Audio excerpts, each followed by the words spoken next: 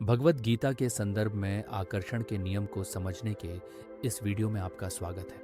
आकर्षण के नियम के अनुसार हमें अपने विचारों, भावनाओं और कर्मों को ध्यान से नियंत्रित करना चाहिए ताकि हम अपने जीवन में वो प्राप्त कर सकें जो हम चाहते हैं। आकर्षण का नियम कई मायनों में हमारे जीवन को प्रभावित करता है। इससे हम समझ पाते हैं कि हमारे विचार, भावनाएं और कर्मों का हमारे जीवन पर कैसा प्रभाव है। आज हम भगवत गीता के संदर्भ में इस तत्व को समझने की कोशिश करेंगे। नमस्कार दोस्तों, भगवत गीता हमारे जीवन का एक प्रमुख ग्रंथ है जो हमारे जीवन के मूल सिद्धांतों को समझाती है। गीता में अनेकों बार श्री कृष्ण ने इस सिद्धांत का उदाहरण दिया है जो हमारे जीवन के हर पहलू में लागू होता है।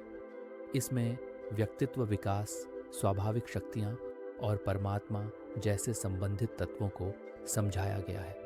गीता हमारे जीवन का सार है। आकर्षण के नियम के अनुसार जैसे हमारे विचार होंगे वैसे ही हमारे जीवन में घटनाएं उत्पन्न होंगी। भगवत गीता के अनुसार भी मनः एव मनुष्य नाम कारणम बंध मोक्ष, यानी मन ही हमारे बंधन और मुक्ति का कारण है। ये तत्व हमें बताता है कि हमारे विचार हमारे जीवन का आधार है। अगर हम अपने मन में सकारात्मक विचार लाते हैं तो हमारे जीवन में सकारात्मक घटनाएं उत्पन्न होती हैं। ठीक इसी बात का समर्थन लॉ ऑफ अट्रैक्शन भी करता है। हमें अपने जीवन के लक्ष्य को विविध रूप से विजुलाइज करना चाहिए। इनसे संबंधित विचार अपने मन में लाने चाहिए और उसके अनुसार अपने काम करने चाहिए। हम जो विचार अपने मन में लाते हैं वही हमारे जीवन में आकर्षित होता है। यदि हम अपने लक्ष्य के प्रति विश्वास रखते हैं और उन्हें सकारात्मक भावनाओं के साथ करते हैं तो निश्चित ही हमारे जीवन में वो लक्ष्य प्रकट होता है। हमारे विचारों और भावनाओं का प्रभाव हमारे जीवन पर है। यदि हम अपने मन में सकारात्मक विचार और भावनाएं लाते हैं तो हमारे जीवन में सकारात्मकता और आनंद की परिस्थितियां प्रकट होने की संभावना होती है। गीता के अनुसार यथा दृष्टि तथा सृष्टि, जैसे हम देखते हैं वैसे ही हमारा जीवन प्रकट होता है। इसलिए हमें अपने विचारों को स्वच्छ और पॉजिटिव बनाने की कोशिश करनी चाहिए ताकि हम अपने जीवन में पॉजिटिव एक्सपीरियंस को आकर्षित कर सकें। भागवत गीता में श्री कृष्ण ये भी कहते हैं, जैसे विचार वैसा विषय। इस वाक्य से हम समझ सकते हैं कि हमारे विचार हमारे जीवन में उससे संबंधित विषयों को भी आकर्षित करते हैं। अगर हम अपने मन में पॉजिटिव थॉट्स मैनिफेस्ट करते हैं तो हमारे जीवन में पॉजिटिव सिचुएशंस उत्पन्न होती हैं। भगवत गीता में श्री कृष्ण आगे कहते हैं कि हमारे विचार और व्यवहार हमारे स्वाभाविक गुणों से प्रभावित होते हैं। अगर हम अपने स्वाभाविक गुणों को सुधारते हैं और उन्हें पॉजिटिव दिशा में आगे ले जाते हैं तो हमारे जीवन में सुख, शांति और समृद्धि आती है। ये तत्व आकर्षण के सिद्धांत को सही ठहराता है। हमारे स्वभाव और विचार हमारे जीवन में आने वाली परिस्थितियों का निर्धारण करते हैं। भगवत गीता को केवल एक बार पढ़ने से आपका जीवन बदल जाएगा। ये जीवन का सार है। इसके अनुसार हमारे विचार, भावनाएं और कर्म हमारे जीवन की अलग अलग दिशाओं का निर्धारण करते हैं।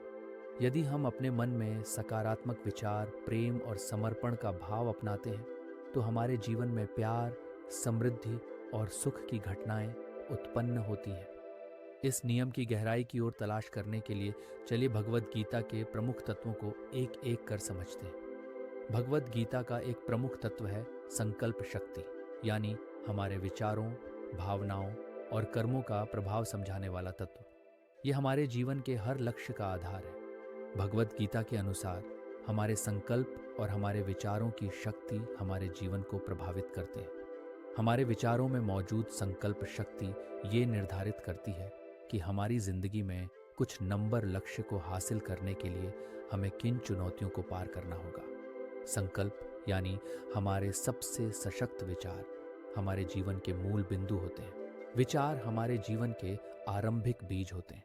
भगवत गीता में हमें बताया गया है कि मन ही हमारे बंधन और मुक्ति का कारण है। हमारे संकल्प जो हम अपने मन में लाते हैं वही हमारे अनुभवों का भी निर्धारण करते हैं। जब हम सकारात्मक और सशक्त संकल्प लेते हैं तब हमारे जीवन में सकारात्मक और सफल अनुभव प्रकट होते हैं। आकर्षण का नियम भी यही कहता है कि हम जो विचार और भावनाएं अपने मन में लाते हैं वही हमारे जीवन में आकर्षित होते हैं। अगर हम सकारात्मक विचार और संकल्प रखते हैं तो हमारे जीवन में सकारात्मकता और सफलता प्रकट होती है। यही संकल्प शक्ति का प्रभाव है। ये हमारी सोच और भावनाओं को प्रकट करके हमारे जीवन को सकारात्मक और आनंदमय बनाता है, जिसकी पुष्टि गीता भी करती है। संकल्प शक्ति के प्रकाश में भगवद गीता हमें कर्म योग का महत्व बताती है। कर्म योग के अनुसार हमारे कर्मों का फल हमारे समय के साथ होता है, लेकिन हमें फल की आकांक्षा से परे रहना चाहिए। कर्मयोगी की मुख्य सिद्ध है कि हम अपने कर्तव्यों को सही रूप से निभाएं, लेकिन फल की आशा से दूर रहें। जब हम अपने कर्तव्यों में समर्पित होते हैं, तब हमारे संकल्प, विचार और सकारात्मक कार्यों से एक न एक दिन हमें हमारे लक्ष्य की प्राप्ति हो ही जाती है। आकर्षण का नियम भी इसी तथ्य का समर्थन करता है। संकल्प शक्ति के महत्व को समझने के लिए हमें विश्वास और श्रद्धा की शक्ति को समझना भी जरूरी है। भगवद गीता में खास तौर पर हमारे विश्वास और श्रद्धा को प्रकाशित किया गया है। विश्वास और श्रद्धा हमारे जीवन को प्रभावित करते हैं। भगवद गीता में श्रद्धा रखने वाले ही ज्ञान को प्राप्त करते हैं। जब हम सचमुच विश्वास करते हैं और श्रद्धा से अपने लक्ष्य को प्राप्त करने की इच्छा रखते हैं, तो हमें इस ब्रह्मांड यानी स्वयं ईश्वर का सानिध्य प्राप्त होता है। हमें उनका समर्थन और सहयोग मिलता है। एक सच्चा विश्वास और श्रद्धा हमारे संकल्प को शक्ति देते हैं।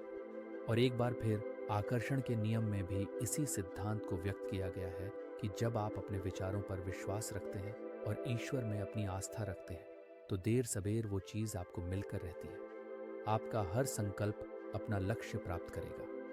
अगर हम अपने मन में समृद्धि के संकल्प करते हैं, तो हमारे जीवन में समृद्धि प्रकट होती है।